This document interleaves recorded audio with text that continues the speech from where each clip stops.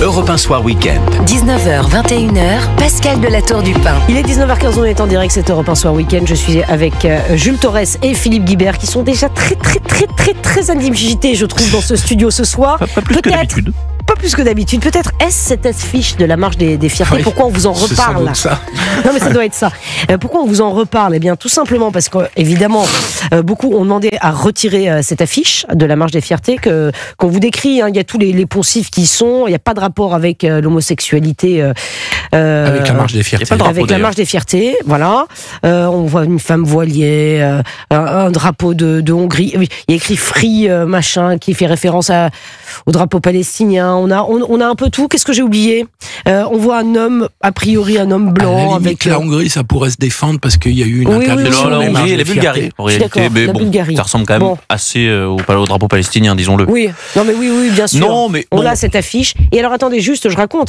L'organisation refuse de retirer son affiche, qui est une affiche politisée de gauche, d'ultra-gauche. D'extrême gauche, même. Et voilà, d'ultra-gauche. Et voilà, d'extrême-gauche. Et elle lance un appel aux dons parce qu'on leur a retiré des subventions. Franchement, qu'a-t-on fait de la marche des fiertés? Qu'a-t-on fait de la marche des fiertés? C'est quand même culotté de leur part, parce qu'en réalité, cette affiche de la marche des fiertés, donc de la Gay Pride, est un cocktail explosif de tout ce que l'extrême gauche peut faire de plus horrible.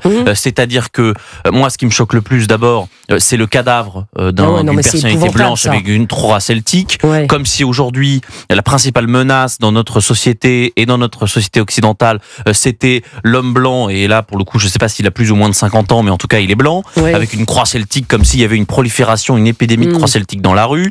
Ensuite, on a évidemment ce drapeau de l'Algérie et de la Hongrie et de la Bulgarie, qui fait penser, dans la manière où ils sont représentés, qui fait penser au drapeau palestinien. On a, pardonnez-moi, une femme voilée, le voile est vraiment l'ennemi de la liberté des femmes. Il y a des femmes iraniennes qui meurent et qui se font agresser, emprisonnées en Iran parce qu'elles refusent de porter le voile.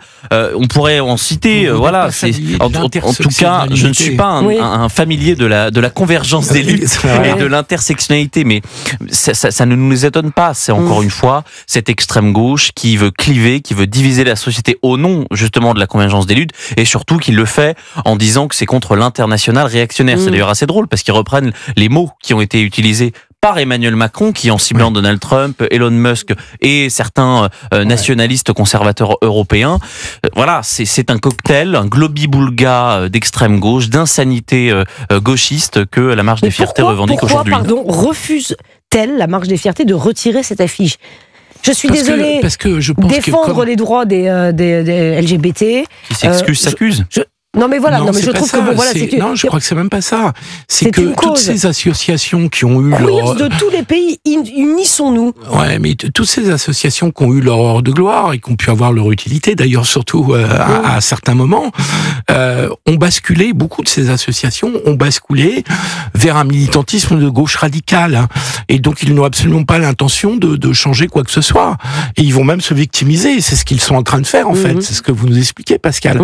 La victimisation est la conséquence logique d'une affiche comme celle-là, pour dire combien, d'ailleurs, vous voyez, l'international réactionnaire veut notre peau.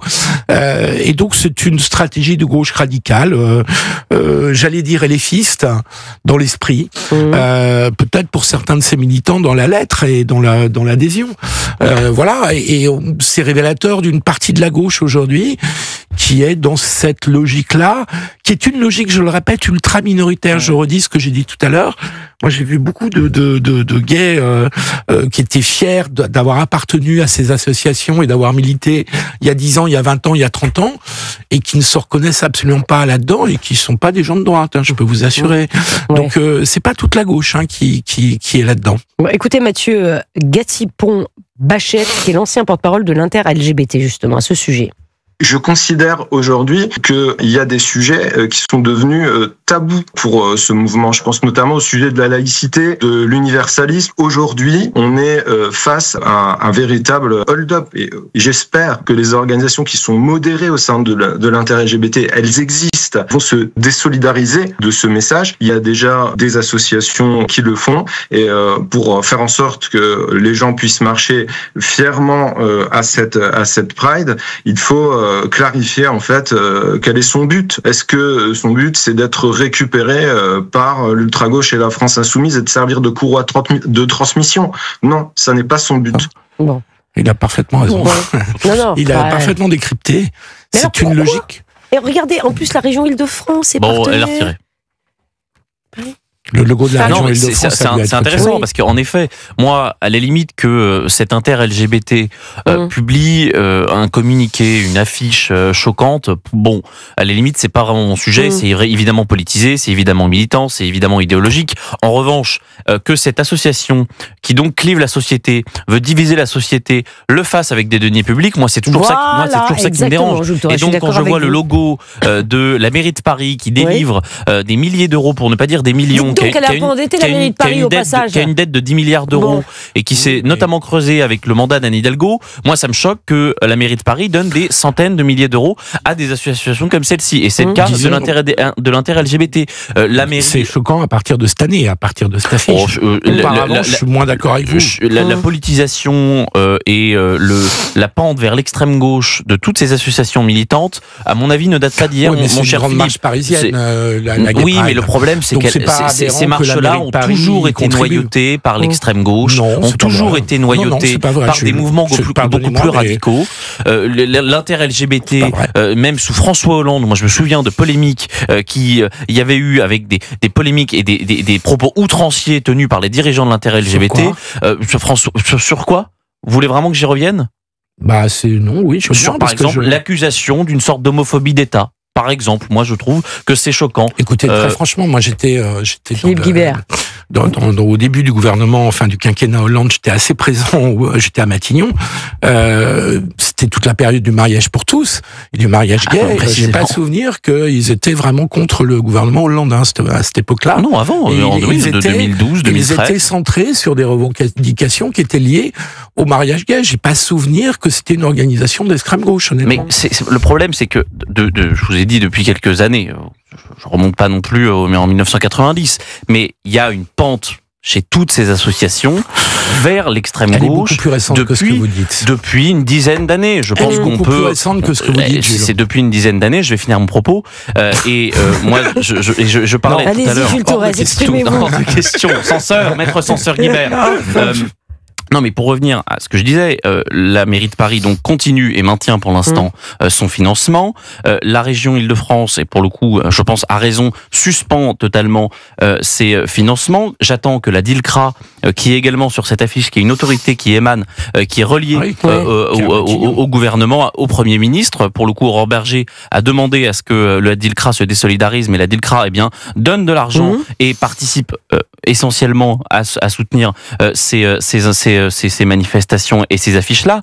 Donc, que Durex, qui est aussi sur l'affiche, qui est une entreprise privée, oui, on s'en fiche, fait ce qu'elle veut de son argent. PayPal. En revanche, moi, tous les impôts qui partent de mes fiches de paye, je n'ai aucune envie qu'elles se retrouvent dans des affiches comme ça. Donc, je pense qu'il faut être très clair sur ça. Vous qui êtes un communicant, qui avez travaillé à Matignon et dans les couloirs du pouvoir, cher Philippe Guibert, pouvez-vous m'expliquer? Est-ce qu'il n'y a pas quelqu'un qui valide l'affiche avant d'apposer le petit logo? Si, évidemment. Alors elle a été validée, cette affiche. Évidemment. Non, mais la région de France, la mairie de Paris, ils l'ont validée, cette affiche, ils l'ont vue. Ah oui. Pardon. Alors non, pardon. Ça peut rester au niveau de la DIRCOM, au niveau de la direction de la communication, et comme c'est une habitude de subventionner cette marche et d'être sur l'affiche. Ils n'ont pas regardé l'affiche, on dit les choses. Ils ont pas regardé l'affiche, ou ils ont dit on verra pas, ça passera comme ça. Je pense pas que ça soit le niveau politique. Je pense pas que ça soit le cabinet de Valérie Pécresse qui ait validé cette affiche. On est un peu surpris. Je vois pas Valérie Pécresse valider ce type d'affiche. À mon avis, c'est une procédure qui est routinisée, où les organismes donnent le logo. Et si on dit les choses. Voilà, on ne valide pas. Donc ça, c'est tout à fait plausible. Mais en fait, fait, cette organisation, elle a plutôt été assez longtemps proche du PS. Et comme l'ensemble de la gauche... le PS, on va en parler. J'ai venir. C'est pour amener une transition très habile. Parce que Philippe Guibert a râlé hier qu'on n'ait pas parlé du PS. Je lui ai dit, écoutez Philippe, mais c'est tellement intéressant. Il y a vraiment une attente populaire. Les Français n'attendent que ça. Donc je comprends Philippe. Oui, c'est ça. Jules, je termine mon propos. Vous le charriez. Oui, Philippe comme Guibert. Beaucoup d'associations de gauche, oui. Celle-ci était plutôt proche du PS. C'est une association proche du PS, centre-gauche. Et elle est en train de glisser. Enfin, elle fait plus que glisser. Là, on l'a perdu. Vers la gauche radicale. Mais c'est très contre l'international réactionnaire. Non, mais... D'autant plus que la question de l'homophobie est pas quand même au cœur de ce qui se passe aux États-Unis, me semble-t-il. En Hongrie, on peut effectivement critiquer le gouvernement d'Orban qui a supprimé la marche des fiertés. Avec des affiches comme ça, il a raison. Hein. Mais non, certainement pas interdire la marche des fiertés, Jules. Pourquoi pas avec des affiches comme ça, la marche des fiertés, c'est une tradition. Vous qu'on étrangle un blanc sur une affiche, ça vous pose pas de problème. Si, bien sûr, évidemment, mais ça pose de problème à plein de gens. Et je peux vous dire qu'avec une affiche comme ça, ils vont avoir beaucoup moins de monde. C'est ça qui est... Ce qui est terrible dans cette gauche radicale, c'est qu'elle ne se rend pas compte qu'elle pousse dehors un tas de gens qui étaient plus ou moins proches d'eux à une époque et qui aujourd'hui n'en peuvent plus de ce genre de choses. Et juste sur l'inter-LGBT et François Hollande, j'ai bien vérifié, c'était en 2012, quand François Hollande, en marge de la loi justement Taubira, avait parlé de liberté de conscience pour le mariage homosexuel, et il s'était fait quasiment traiter de crypto-fasciste par l'inter-LGBT. C'était normal.